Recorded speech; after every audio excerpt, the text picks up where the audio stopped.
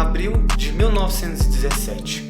Sai um trem lacrado da Suíça. Ele transportava o vírus da Revolução Social, promovida pelo líder dos bolcheviques, Vladimir Lenin. Berlim queria que a revolução causasse um caos na Rússia.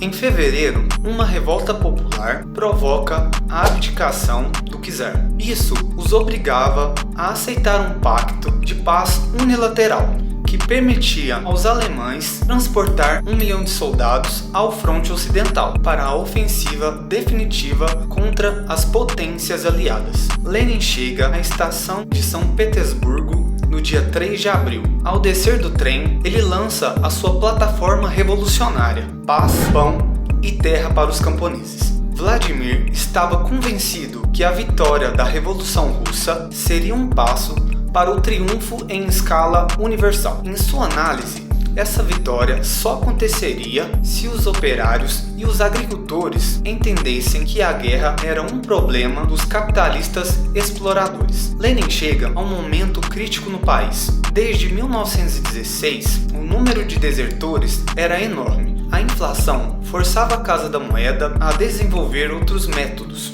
As pessoas recebiam cédulas em branco com a instrução de quantos zeros colocar. Devido à grande alta da inflação, a Casa da Moeda era incapaz de produzir tantas notas. Os bancos passaram a armazenar outros produtos no lugar do dinheiro, como por exemplo o açúcar.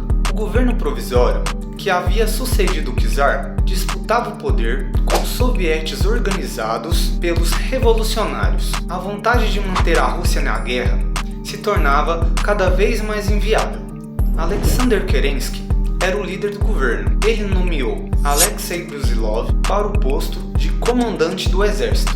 Em junho daquele ano, a ofensiva que teria sido ordenada fracassou miseravelmente. Os soldados não queriam batalhar. O número de desertores era de 30 mil soldados por dia. Em julho daquele ano, os bolcheviques tentam destruir o governo provisório e fracassam. Lenin volta ao exílio e é descoberto que o diário do partido, Pravda, era financiado pelos alemães. Em outubro, os bolcheviques promoveram protestos populares que derrubaram o governo provisório. Lenin anuncia a formação de um novo governo, intitulado como o Conselho dos Comissários do Povo. Duas das principais propostas foram a paz sem anexações e a socialização das terras. Lenin proclamava um armistício unilateral de 3 meses. Isso representava o fim da intervenção russa na Primeira Guerra Mundial.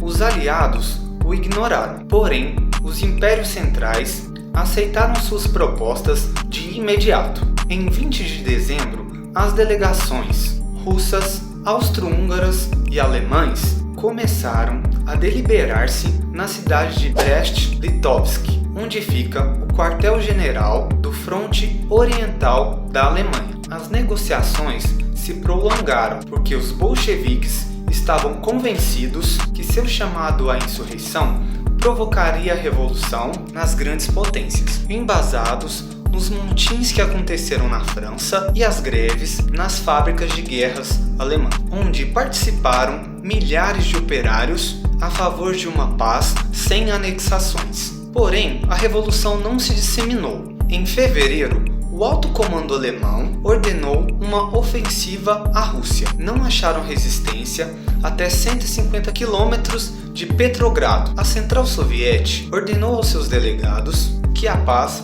fosse mantida a qualquer preço. O tratado foi um forte golpe para a Rússia. Cessão de 750 mil quilômetros quadrados, o equivalente a 3 vezes a Alemanha, onde se concentrava 1/4 da sua população e de seus recursos industriais, e 1/3 também de suas terras produtivas. Lenin declarou que essa paz era uma humilhação jamais vista pela Rússia, mas o poder soviético não estava preparado para forçar a história. O importante era salvar a revolução, que mais cedo ou mais tarde se estenderia pelo mundo.